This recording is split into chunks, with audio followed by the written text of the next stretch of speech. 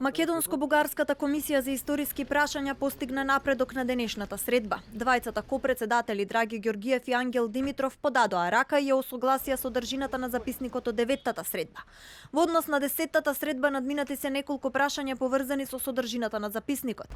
Се до наредната официјална средба на комисијата која ќе се случи на 25 и 26 февруари ќе се осогласуваат ставовите околу придавката македонски.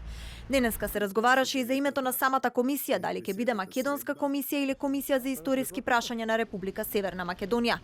Историчарите добија и француско-германска поддршка.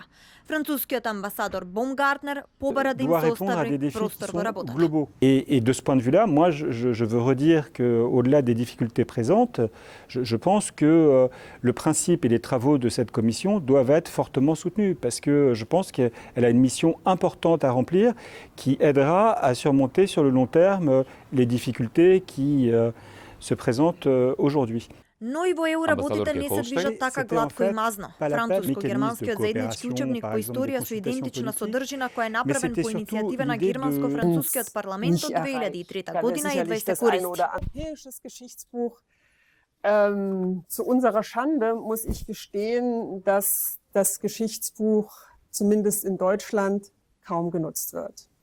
Ich habe heute deswegen an die Kollegen im Frankreich-Referat in Berlin geschrieben und gesagt, wie ist es denn? Jetzt haben wir das Buch 10 Jahre, wollt ihr das nicht mal wiederbeleben? Und die Antwort kam, froh, dass ich die Frage stelle, und in der Tat ist es Zeit dafür, einen neuen Anstoß zu geben. Консензусот е во европски дух, но Балканот дефинитивно функционира со различен такт.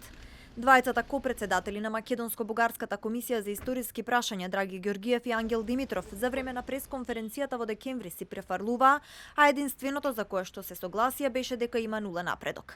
Тогашната средба беше карактеризирана како тотално фијаско, а преспанскиот договор кој треба да ги отвори вратите го ставија како пречка за понатамошни разговори.